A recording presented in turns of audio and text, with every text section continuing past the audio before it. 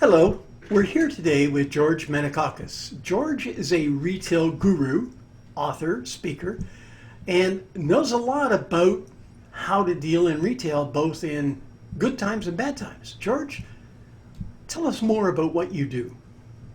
Sure.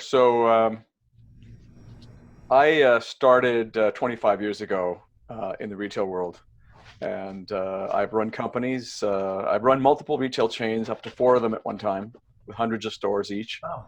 Okay. So I'm not green. I was the CEO for China when we launched Lens Crafters, a couple hundred stores there, and in Canada and the U.S. So my experience is pretty global. And about 8 years ago, I decided I wanted to do something a little bit different. Came back from a vacation in Australia about 30 days later, which is a nice vacation, and got a phone call while I was driving on the highway, and they said, "Hey, have you ever thought about owning this company?" I said, tongue in cheek, I just said, "Sure, if you got a couple hundred million to lend me, I'd buy that company tomorrow." And that's where the change started in terms of career path.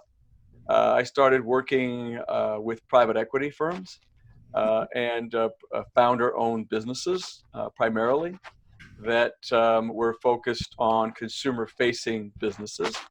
And it could range from traditional retail to healthcare to service-based businesses like the auto sector.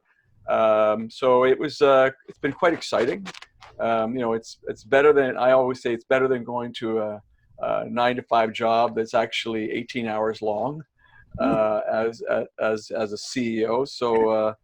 The variety is great, but I help companies out depending on the situation, and each situation is very different. Some are in a turnaround. Some have tried other things that didn't work with other consulting firms. Usually, and it's quite interesting, um, I'm the last guy you want to call because it's usually when you call me, it's a wholesale change Yeah. that you need done. And today, Wayne, I think there's a lot of that kind of about to happen. So We talked about some brands the other day, which we won't mention on live, but there are a lot of retail brands, retail chains that are not going to survive. that's right.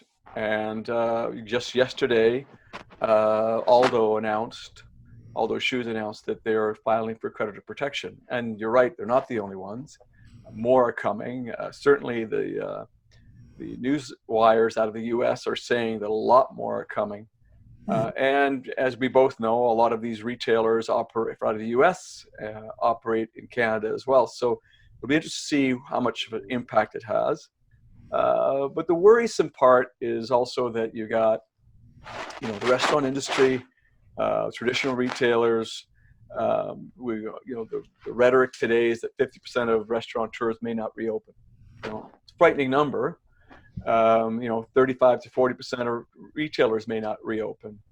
But the larger retailers are probably going to try their hand at credit protection, filing for bankruptcy, Mhm. just so they can restructure their companies and reposition them. Now, you and I have been in business a long time, and we know that these things don't always work out the way you want them to. You can have a reprieve for 2 to 3 years, but in this climate, Wayne, I even wonder if it's 2 years. Yeah. I mean, it's very different. No one's ever lived through something like this. From a business point of view. Interestingly enough, in my books, I've written about companies that have lasted a very long time. And there are organizations out there that have lasted as long as 1,000 years. It's a family-run vineyard in Yeah. Europe. So it is possible to have longevity. But when I look at it, I call it the cost principles of performance. And be given your background, you'll appreciate where I'm coming from. It's the importance of how strong your culture is, talent being a competitive advantage, how well you define, develop, and deliver strategies, and the strength of your operational execution. So those are the four elements that I actually use when working with organizations to help me determine whether or not they can be saved. I have walked away from situations where there was no way businesses could be salvaged, and I'm curious today how many of them can be. given the circumstances, because we've all talked about becoming more digital savvy and digital implementing your, building your digital mastery inside your organization. The numbers that haven't done it yet are astounding. They're all scrambling now, I'm sure, but we'll see.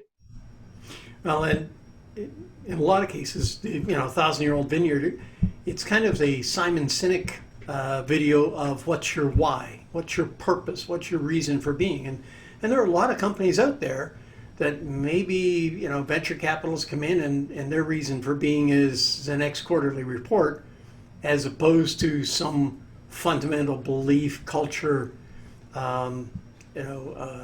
family values that pervades through the company.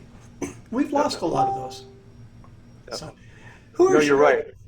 Who is your ideal client? The ideal client is a business that's hungry for continued growth, looking for to rebuild their business for the long term, and open-minded to tactics and strategies that in the old school maybe they would not have considered at all. Right. And then I help bring a team of experts in as well, depending on the situation that's called for, and then we go from there. But look, I mean, there's a lot of people out there doing the same thing, and it's not. I won't say it's competitive for me, but it's unique in that you're always looking for the organization that wants to succeed and is willing to take on the risks, because the next step is failure for a lot of them if they don't make some strong changes now. And I think that's what we'll be seeing shortly, is that the organizations that fail to take that next leap that they should have done. In a lot of cases, they should have been doing this before this started, and now it's too late. Yes. What is your advice in general for people working in this new environment? I spoke to futurist David Houle last week. We did a talk show together, and David is predicting we're going into a recession, at least, if not a depression, in that we're going to have higher rates of unemployment over the next 6 months than they had during the Depression in the 1930s. How do people work? What's your advice for people in the next 6, 9, 12 months? Well, I mean, if this is your career, if we're talking about someone's career initially, I hope you're spending time developing new skills. Okay. That first, up front. There's a lot of ways to do that at a low cost, but you need to be thinking very carefully about what those new skills are.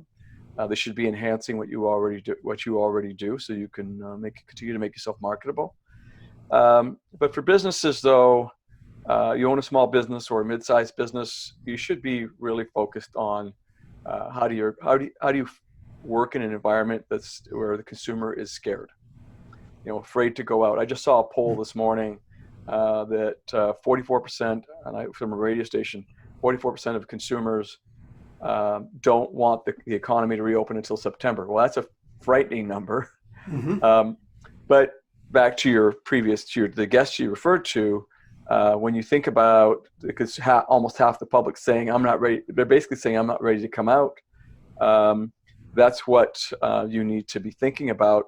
How do you cater to a public that's very apprehensive about walking into a store? Even going to work is going to be, Wayne's going to be pretty tough. People wearing masks, gloves on a commuter train, on a subway. It's going to be nerve-wracking, and even just being in the office could be nerve-wracking for a lot of people. And we've broken it up into 4 groups actually, and we've said that 25% of the population is a sensible participant. They're going to go out there. They're going to be cautious. They'll be wearing the masks. Yep. 50% of them will be rational apprehensives. They want to get out there, go shopping, but caution, right? I take care of my family, take care of my parents, take care of everybody around me. Nobody gets sick. Then you have 15% of them are the irrational apprehensive. That 15% are your hypochondriacs. Mm-hmm. And I think we all are to some degree. And then you have that 10%, which I call the insensible risk taker. Yep. And those are the ones that could really change things for the worst if they're not careful. They're not going to wear the mask. They're not going to do, they're going to hit the pubs. They can do all these things.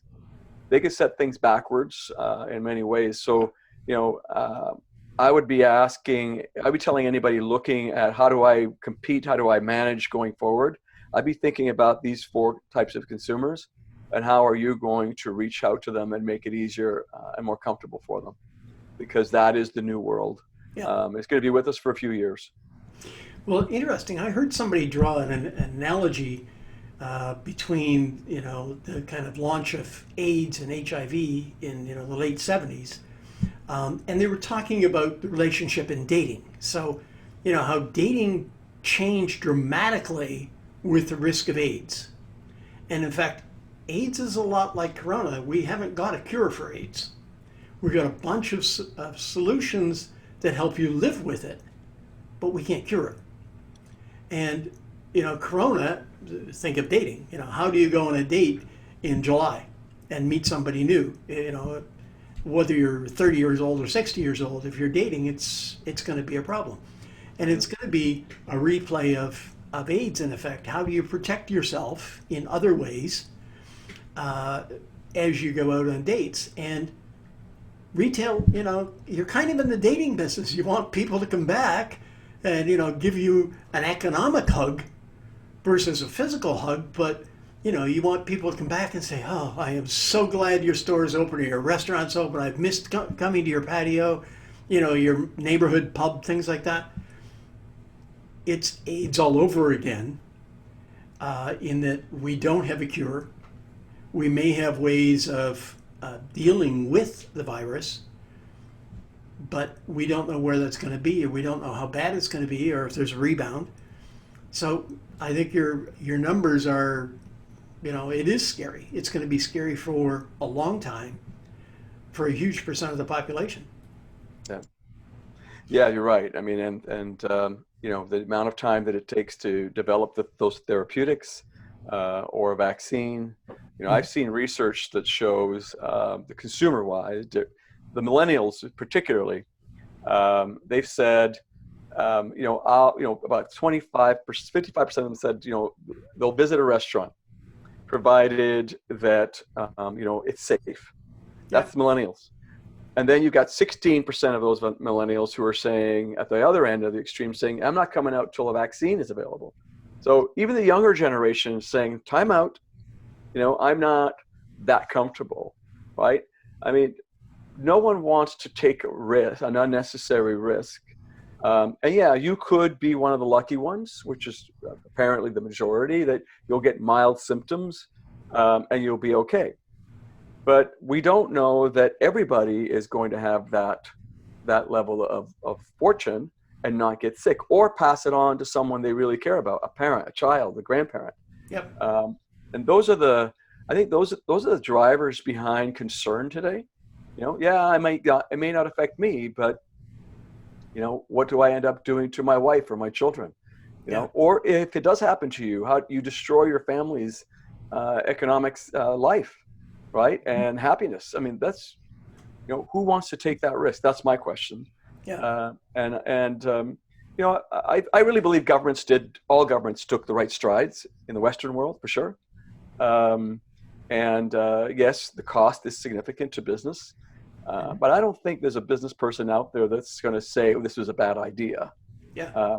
There may be a handful, maybe the insensible risk takers, but even they are probably really worried about catching it, even as much as they might pretend that it's not an issue. Yeah. How would our viewers get a hold of you? How would they find you? Okay, so there's a couple of ways. You could reach me on my website, which is inceptionretailgroup.com.